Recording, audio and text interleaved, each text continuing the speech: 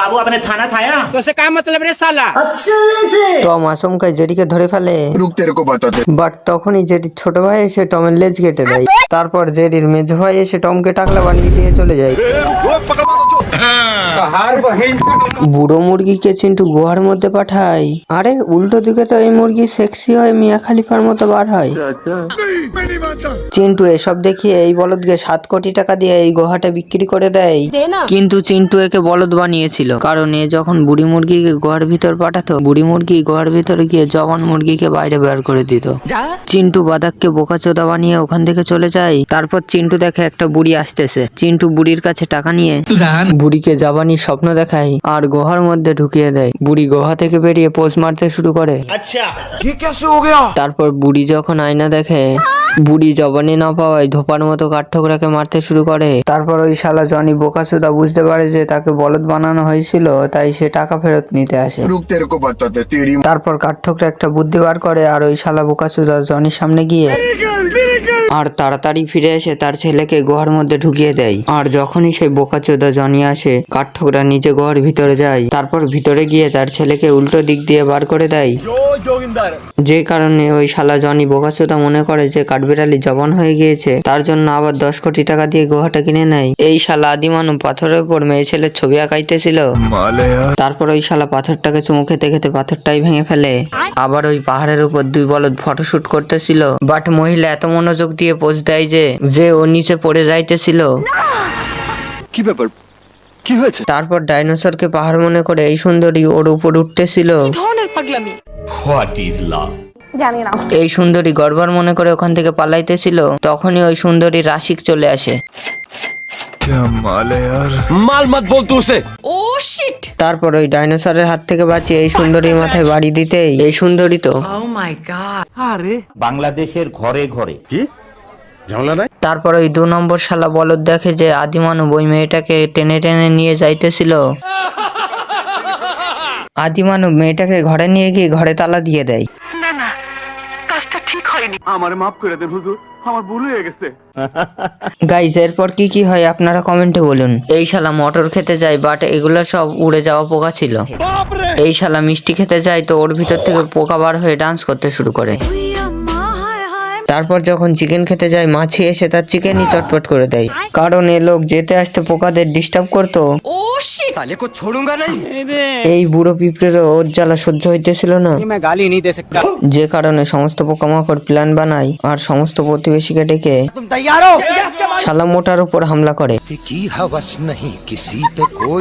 এই মোটু যখন স্যুপ খাইতেছিল, মশারা এসে তার চামচ ফুটো করে দেয় আর ওর সমস্ত খাবারের উপর পোকামাকড় আর পোকামাকড় ভর্তি হয়ে যায়। খিদের জ্বালায় এই মোটু ঘর ছেড়ে যাইতেছিল, বাট হারামজাদা পোকামাকড়ের চমৎকার করে দেয়।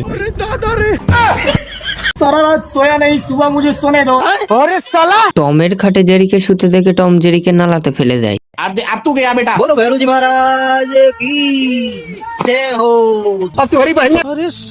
তারপর জেরি নালা থেকে উঠে এসে টমকে ফেলে দিয়ে চিল করতে শুরু করে। रुक तेरे को बताते। এটা দেখে টম জেরিকে আকাশে পাঠিয়ে দেয়। बाप को भेज। বাট এই শালা জেরি খেয়ে দেয় এই টমের পিছনেই পড়েছিল। नहीं रहा जाता यार तेरे बिना। তখনই টম একে পিঁপড়ের উপর রেখে দেয়। आ गई माल आ गया। ঘুম ভাঙতে জেরি টমের দিকে পিঁপড়েদের রাস্তা ঘুরিয়ে দেয়। क्या सोच है रे तेरी, मानना पड़ेगा। আর এই সব পিঁপড়ে টমের জায়গা মতো ফিল্ডিং সেট করে দেয়। এই বুলডগের বাচ্চা জেরিকে লুকিয়ে মজায় মজায় স্নান করতেছিল। তখন টম একে বাইরে বেরোতে বলে। তারপর টম জেরিকে দেখে ফেলে আর জেরি এটা দেখে চমকে ওঠে। তারপর জেরি দৌড়াতে শুরু করে আর দৌড়াতে দৌড়াতে বুলডগের ছেলের পিছনে লুকিয়ে পড়ে। তারপর টম দৌড়াতে দৌড়াতে এসে বুলডগের ছেলেকে জিজ্ঞাসা করে। বুলডগের ছেলে বলে, কি ব্যাপার, কি হয়েছে? তো টম যখন বুলডগের ছেলের পিছন থেকে তোর জেরিও সরে যায়। কিছু সময় এরকম চলার পর বুলডগের ছেলে বলে, তারপর টম বুলডগের ছেলেকে নিচে রেখে তারপর টম জেরিকে এখানে সেখানে খুঁজতে লাগে। বুলডগের বাচ্চাকে প্রশ্ন করতেই জানি না। তারপর লুকিয়ে লুকিয়ে শালা টম জেরির কাছে আসে। এটা দেখে জেরি টমের কাছে গিয়ে সুড়সুড়ি দিতে শুরু করে। হয়নি, আমার মাফ করে দেন হুজুর, আমার ভুল হয়ে গেছে। তারপর টম বলে ওঠে, টম ঘোড়া বেসে ঘুমাইতেছিল।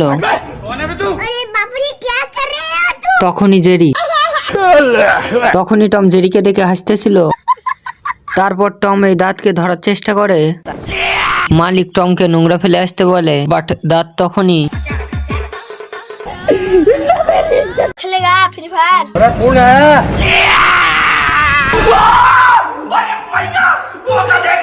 শেরু গাঁজা খেয়ে পাগল হয়ে যায়। শেরুর আওয়াজ শুনে বক এক পায়ে দৌড়াতে শুরু করে।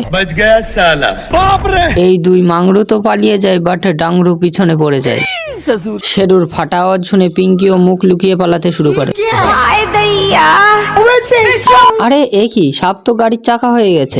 বাট ইঁদুর তো শেরুকে পাত্তাই দিচ্ছিল না। बाप को भेज। छोटा मोटा टपोरी समझा रहे मेरे को।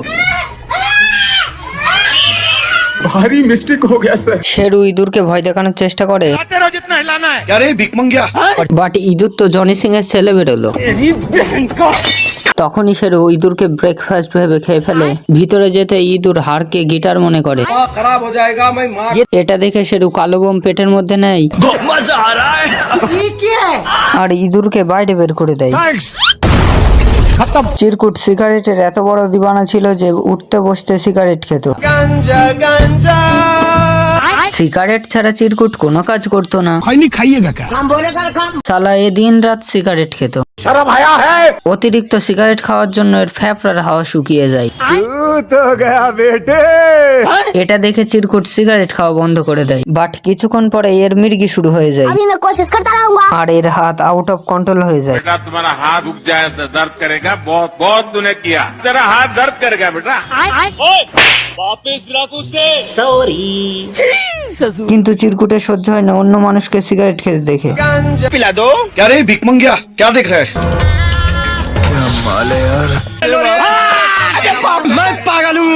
बाप रे। আর সিগারেট খাওয়ার জন্যই দরজায় দরজায় ঘুরতে শুরু করে। তখনই এ মালের চক্করে অন্য মালের কাছে লাথি খাই। তারপর চিরকুট এই বুড়োর কাছে সিগারেট চাইতে শুরু করে। দয়া করে বুড়ো চিরকুটকে একটা সিগারেট দেয়। अब तू गया बेटा। শিবকে নোংরা করতে দেখে টম জেরিকে ঘষে ঘষে গায়েব করে দেয়। तुम्हें शर्म है कुछ?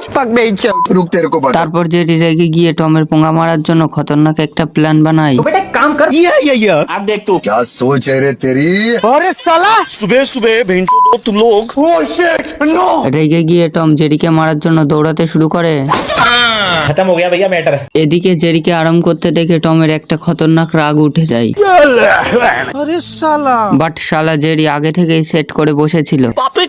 का मारा है माही। अरे नहीं भाई। তখনই শিপের মালিক হাতিয়ার নিয়ে টমকে নিয়ে পালাতে শুরু করে। यार भेंटो क्या पाप किया था यार मैंने। अब ये कौन है बे?